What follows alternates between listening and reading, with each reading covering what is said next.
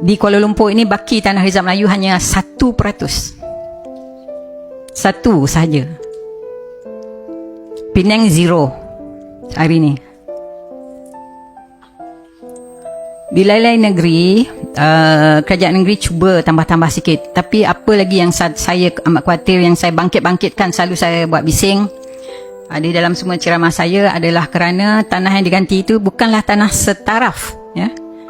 Bukan sama sifat dan nilainya dengan tanah yang kita hilang.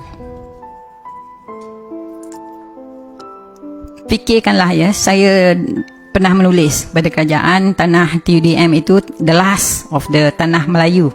Last tanah TUDM. Itu pun nak bagi kat orang.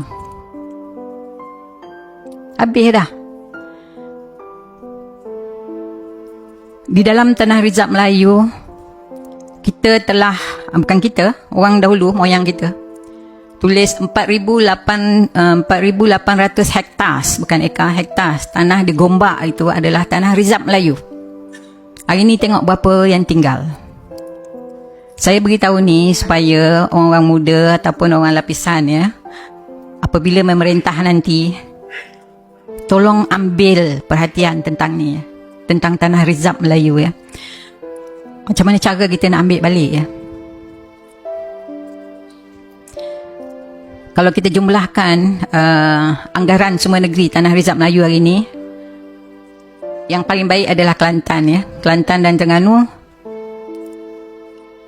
tidak diusik, ya. Tanah Rizal Melayu malah ditambah sikit, ditambah lagi. Tapi di negeri-negeri lain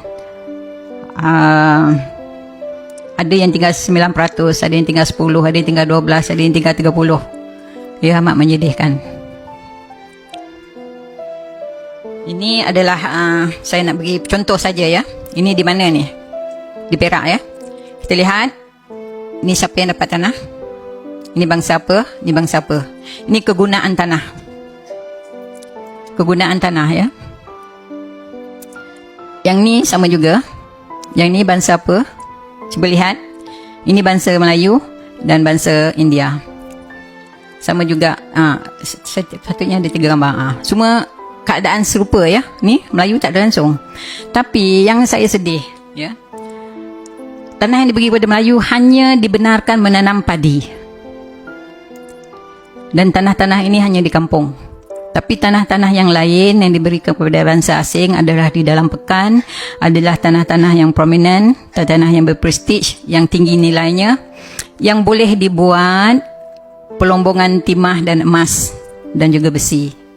Dan juga tanam ladang getah. Tapi kita tidak dibenarkan. Tanah yang diberikan kepada orang Melayu tidak dibenarkan mendatangkan hasil, ya. Tidak diboleh buat komersial. Ini adalah 4 orang bangsa asing, ya. Salah seorang ni bukan orang sini pun, ya. Ini jumlah tanah dia pada tahun 1926. Melebihi semua rakyat di Kelantan dan Terengganu, jumlah tanah dia. Sedih tak? Jadi tadi bila saya suruh tengok tahun yang British menolong bangsa asing, ini tahun dia sama tak? Pada tahun ini orang Melayu minta sedekah dengan MCA sebanyak 500,000. Tadi British membelanjakan 100, lebih kurang 100 juta, ya, pada bangsa asing buat infrastructure, everything. Tanah yang ni kita dapat berapa? Kita meminjam. Yang ini dia tulis itu apa? Secret. Tapi saya dapat, ya. Surat ni secret. Tengok siapa dalam ni. Nugul Rahman ada, Sadun Jubir ada, semua ada kat sini. Saya bila baca ni saya nak menangis. Malu. Menangis sebab malu. Pada tahun yang sama orang lain kaya raya, pada tahun ni kita miskin papa ke dana. Minta sedekah. Untuk apa masa tu kita minta sedekah? Untuk nak meniaga nasi lemak. Mereka dah buat dah lumbung bijih semua. Kita kehilangan lumbung bijih dan lumbung emas sebanyak 500 semasa Minggin, ya. Kod Minggin, di mana ini apa Cina cakap. Dia kata jangan komplain kalau kita tak dapat. Dia kata British yang buat. Ini dia sendiri tulis. Betul.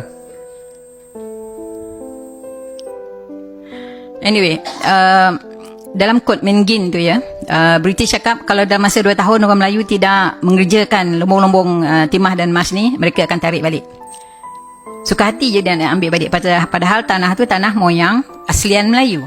Ada 500 ya.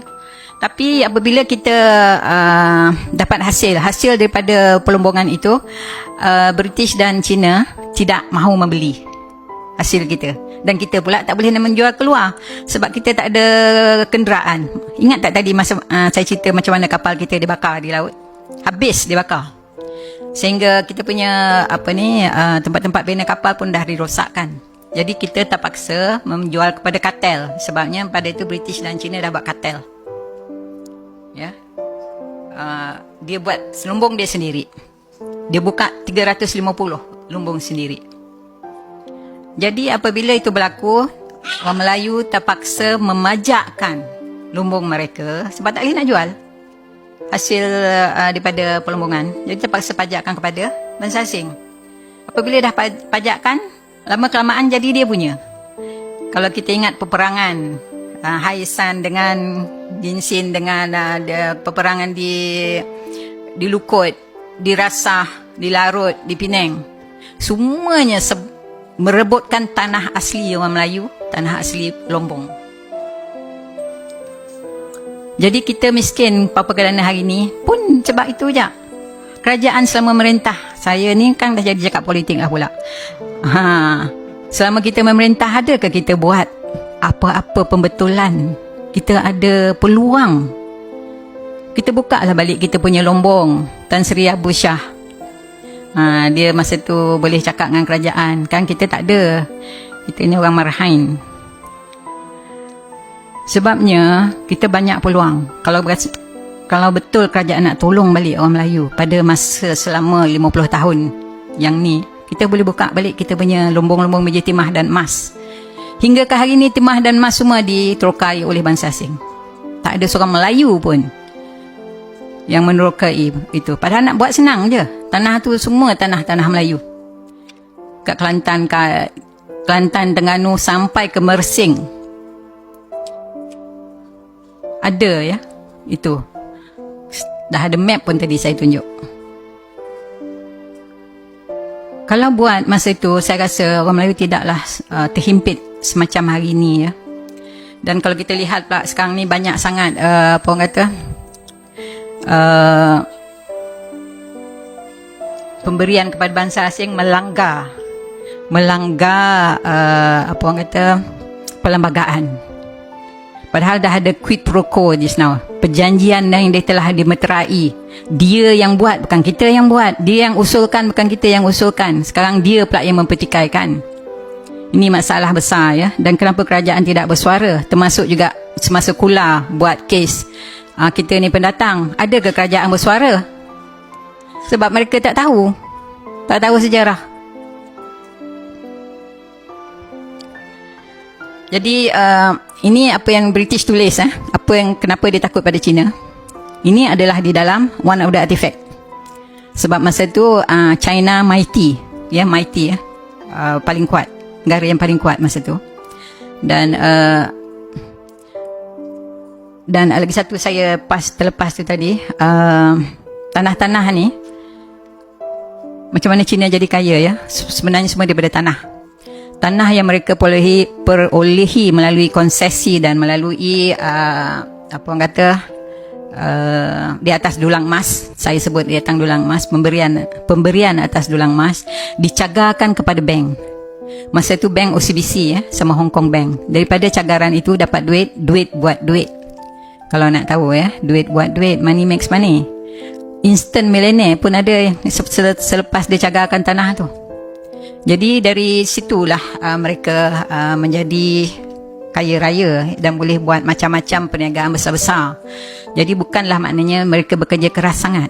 Mereka ada apa orang kata, sumber ya, untuk membuat sesuatu perniagaan besar. Jadi hari ini mereka dah ada sumber tu ya. Dan instant millionaire yang 1 million tadi, instant millionaire.